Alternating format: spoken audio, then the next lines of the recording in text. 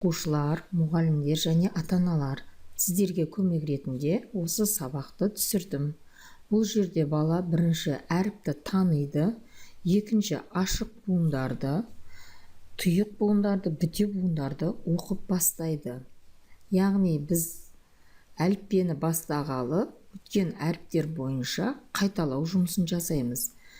Көптеген оқушыларымыз әріпті танып білгенімен оларды қосып оқудан қиналуда. Сондықтан біз оларға көмек болсын, ата-аналарға көмек болсын деп осы сабақты сіздерге арнадым. Және осы сабақ сіздерге ұнаса, лайк басып, өз пікірлеріңізді жазып, подписаться бөліміне өтіп, жазылып қоюды ұмытпаңыз. Ал енді сабақты бастайық. Бұл сабақты өткен кезде ата-аналар өздерінің кішкентай балапандармен бірге 4, 5, 6 жастағы балаларға да бірге тыңдатуға болады. Және бұл сабақ ойын ретінде баланы қызықтыра отырып, әріпті тануға және буындарды қосуға үлкен көмегін тигізеді. Құрметті оқушылар, біз осы уақытқа дейін қандай әріптерді өттік? Кәні сол әріптер бірінші вагоннан бастап айтайықшы. Бүгін Асан бізді әріптер әлеміне саяхат жасауға шықпақшы. Асанмен бірге саяхаттау үшін әріптерді дұрыс танып және оларды бір-біріне қосып, буындап оқуымыз қажет. Бұл Асанның тапсырмасы. Ал егер әріптерді танып біліп қана қойып, оларды қосып оқи алмайтын болсақ, Асан бізді өзіміздің отырған вагондарды үзіп тастауға шарт қойды. Балалар, вагондар бір-бірімен қараңдаршы, бір-бірімен тізбектеліп байланысып тұр. Міне балалар, әріптерді де біз келесі әріпке осылай тізбектеп байланыстыра отырып, буындап оқуымыз керек. Асанның шартын міндетті түрде сендер орындайды деп сенемін. Ал Асанның бірінші тапсырмасы әріптерді тани аласың ба дейді. Ендеше әріптерді атап шығайықшы кәні. Бірінші вагонда қандай әріп? Дұрыс айтасыңдар, А әріпі. Екінші вагонда Р әріпі. Үшінші вагонда әрине Л әріпі. Өте тамаша балалар. Енді Асанның келесі тапсырмасын кезек күттірмей орындайтын болайық. Бірінші Асан бізге ашық буындарды оқып бер деді. Ал балалар, мен сендерге көмектесіп жіберейін. Асанның тапсырмасынан мүдірмей орындауымыз керек. Ашық буындарды оқу үшін бірінші біз дауыссыз дыбыстан бастаймыз. Міне көк түсті дауыссыз дыбыс. Бірінші вагондағы дыбысты екінші вагондағы дыбысқа қосып оқу арқылы буын оқитын боламыз. Екінші вагондағы дыбысты атайық. Енді бірінші вагондағы Р дыбысын А дыбысына қосып оқуымыз керек. Кәні бәріміз бірге. Ра. Тамаша балалар, міне. Бірінші вагон мен екінші вагон байланысты. Асан бізді саяхатқа міндетті түрде алып шығатын болды. Ал енді келесі тапсырманы қарап алайық. Л әріпі. Жарайсыңдар. Ал екінші вагондағы әріпті бірге атайтын боламыз. Дұрыс айтасыңдар. Ал енді қосып оқиық. Ла. Тамаша. Осы ла буынын қашан оқып үйренгенше қайта-қайта жаттайтын боламыз. Келесі буынды оқимыз. Уа. Керемет. Келесі. Ру. Лу. Енді балалар, тұйық буындардан бастап оқитын боламыз. Тұйық буындар дегеніміз дауысты дыбыстардан басталады екен. Міне өздеріңде байқап тұрсыңдар. Бірінші А дыбысы дауысты дыбыс, келесі дыбыс дауыссыз дыбыспен бітеді. Енді тұйық буындарды ренжітіп алмас үшін әріптерді бірге қосып оқитын боламыз. Кәні бастайықшы. Ар. Ар. Ал. Ал. Ау.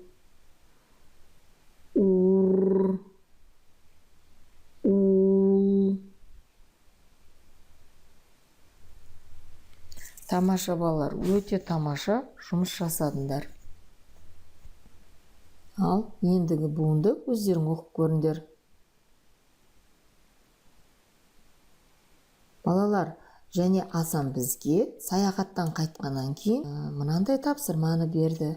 Өздеріңе кішкентай шағын қойын дәптер арнап, саяхат қандай болды, қандай қызықтар көрдіңдер, соны жаза отырып, және мына буындарды да жазып ал депті. Осы буындарды жазып алып, Асанның келесі тапсырмасын орындайтын боламыз. Асықпай, бәріміз әдемілеп сызып, осы буындарды жазып алайық.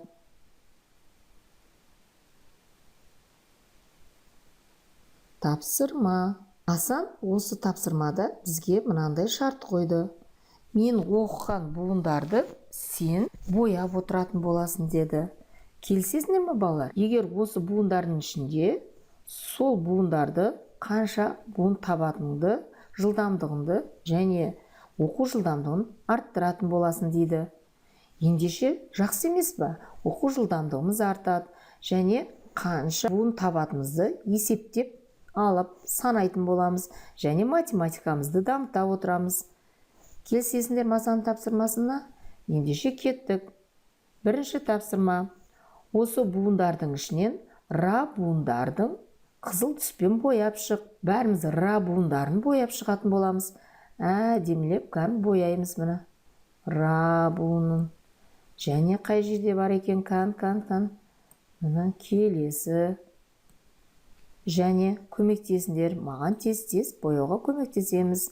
Ра, қайталап отап, ра, қателесіп, басқаны бояп қоймайық. Ра, ал балалар, мен осы жерден ра буынын үшеуін таптым. Ал сендер қаншауын таптыңдар? Маған жаза кетіңдер. Ол сендердің көмектерің болсын. Жарай ма? Келесі тапсырма. Осы буындардың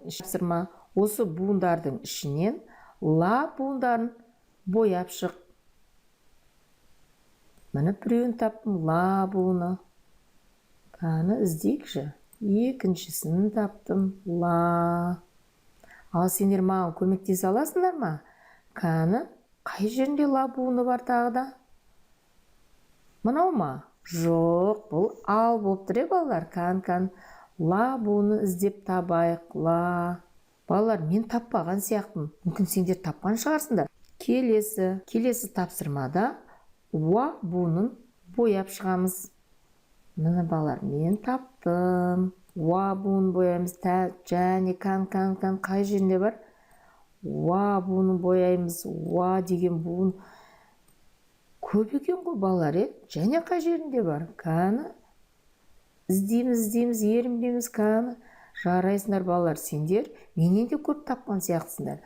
Міне балалар, осы қойын дәптерлеріңе жазып алып, осы буындарды өздеріңе ұнаған түспен бояуларыңа жазып алу үшін сендерге арнайы экранға үлкен қылып көрсетіп қойдым. Міне балалар, осы буындарды үйде аналарыңмен, әкелеріңмен, ағалармен ойнай отырып, оларға да жасырып көріңдер. Керемет, оған да белгілі уақыт қойып, жылдамдыққа да ойнап үйренсеңдер болады. Өткен әріптер бойынша, өткен буындар бойынша кез келгенін алып бояуға болады. Әр бетке әдемі түстермен, өздеріңе ұнаған түстермен бояп шығып, міндетті түрде мұғалімдеріңе көрсететін болыңдар.